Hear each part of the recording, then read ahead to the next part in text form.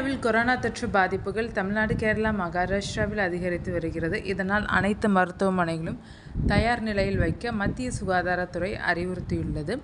இந்தியாவில் புதிதாக பரவும் கொரோனா வைரஸ் NB.1.8.1 வகை மற்றும் LF.7 என்று கண்டறியப்பட்டுள்ளதாக தெரிகிறது. இந்த கொரோனா வகை லேசானவை என்றும் வீட்டிலேயே சிகிச்சை அளிக்க முடியும் என சுகாதாரத்துறை கூறியுள்ளது. தெற்கு ஆசிய நாடுகளில் கொரோனா பாதிப்புகள் அதிகரித்து வருகிறது. குறிப்பாக சிங்கப்பூர், ஹாங்காங்கில் கொரோனா பாதிப்புகள் தொடர்ந்து அதிகரித்து வருகிறது.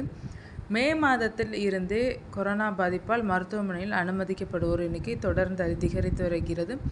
இதற்கிடையில் இந்தியாவிலும் கொரோனா பாதிப்புகள் சற்று அதிகரித்துள்ளது. தமிழ்நாடு, கேரளா, மகாராஷ்டிராவில் கொரோனா பாதிப்புகள் அதிகரித்துள்ளது.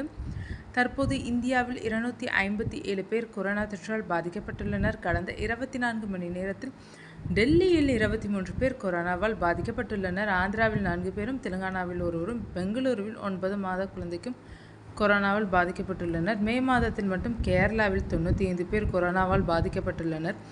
அதைத் தொடர்ந்து தமிழகத்தில் 66 பேரும், மகாராஷ்டிராவில் 56 பேரும், கர்நாடகாவில் 35 பேரும், குஜராத்தில் 6 பேரும், ஹரியானாவில் ஒருவரும் கொரோனா தொற்றால் பாதிக்கப்பட்டுள்ளனர். இந்தியாவில் கொரோனா பாதிப்புகள் அதிகரித்து வருவதை அடுத்து கேரளா, தமிழ்நாடு, மகாராஷ்டிரா உள்ளிட்ட மாநிலங்கள் மருத்துவமனைகளை தயார் நிலையில் வைக்க வேண்டும் என சுகாதாரத்துறை அறிவுறுத்தியுள்ளது. மேலும் மருத்துவமனைகளில் படுக்கைகள், மருந்துகள், ஆக்சிஜன் வசதிகளை முறையாக இருப்பில் வைத்திருப்பதை உறுதி செய்ய வேண்டும் என அறிவுறுத்தப்பட்டுள்ளது. மேலும் புதிதாக பரவும் கொரோனா பாதிப்புகள் குறித்து மக்கள் பீதியடைய வேண்டாம் எனவும் மத்திய சுகாதாரத்துறை அறிவுறுத்தப்பட்டுள்ளது. இந்தியாவில் பதிவான கொரோனா பாதிப்புகள் குறித்து சுகாதார ஆராய்ச்சி துறையின் செயலாளர், இந்திய மருத்துவ ஆராய்ச்சி கவுன்சில், தேசிய நோய் கட்டுப்பாட்டு மைய இயக்குனர் ஆகியோர் ஆலோசனை மேற்கொண்டனர். கேரளா, தமிழ்நாடு, மகாராஷ்டிரா, கர்நாடகா போன்ற மாநிலங்களில் பரவிய கொரோனா பாதிப்புகள் லேசானவை என்றும் வீட்டிலேயே சிகிச்சை அளிக்க முடியும் என்று சுகாதாரத்துறை தெரிவித்துள்ளது. இந்த NB.1.8.1 வகை மற்றும் LF.7 என்ற வகை கொரோனா தொற்று சீனா போன்ற நாடுகளில் பரவும் என்றும் இருப்பினும் வீரியம் இல்லாதவை என்றும் சுகாதாரத்துறை கூறியுள்ளது. தற்போது இந்த வகை கொரோனா தான் இந்தியாவில் பரவுவது கண்டறியப்பட்டுள்ளது. இந்த வகை கொரோனா தொற்றை தீவிரமாக கண்காணித்து வருவதாகவும் மத்திய சுகாதாரத்துறை தெரிவித்துள்ளது. சீனா போன்ற நாடுகளில் கொரோனா அதிகம் பரவுவதற்கு இதுவே என்று சுகாதாரத்துறை தெரிவித்துள்ளது. இந்தியாவில் பரவும் இந்த கொரோனா வைரஸால் பெரிய பாதிப்பு இருக்காது என்று மக்கள் அச்சப்பட தேவையில்லை என்று மத்திய சுகாதாரத்துறை தெரிவித்துள்ளது. கர்நாடகா மாநிலத்தில் கொரோனா தொற்றால் பாதிக்கப்படும் நபர்களின் எண்ணிக்கை ஒவ்வொரு நாளும் அதிகரித்து வருகிறது.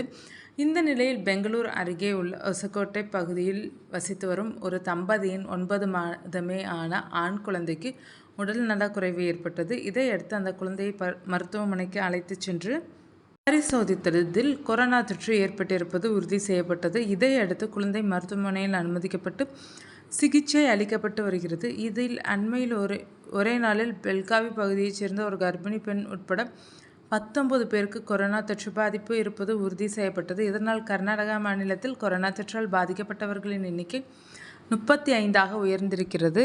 இந்த நிலையில் மே 24 ஒரே நாளில் 5 பேருக்கு கொரோனா பாதிப்பு உறுதி செய்யப்பட்டுள்ளது. இதனால் கர்நாடகா மாநிலத்தில் கொரோனா தொற்றால் பாதிக்கப்பட்டோரின் மொத்த எண்ணிக்கை 40ஆக உயர்ந்தது. இந்த நிலையில் புதிய வகை கொரோனா தொற்றால் பாதிக்கப்பட்டு சிகிச்சை பெற்று வந்த பெங்களூரு புறநகர் பகுதியைச் சேர்ந்த இளைஞர் ஒருவர் சிகிச்சை பலனின்றி உயிரிழந்தார். இதனால் கர்நாடகா மாநிலத்தில் புதிய வகை கொரோனா தொற்றுக்கு முதல் பலி ஏற்பட்டுள்ளது. இது குறித்து சுகாதாரத்துறை அமைச்சர் தினேஷ் குண்டுராவ் கூறுகையில், கர்நாடகா மாநிலத்தில் 40 பேர் கொரோனா தொற்றால் பாதிக்கப்பட்டுள்ளனர். அவர்களுக்கு லேசான அறிகுறிகள் மட்டுமே உள்ளது.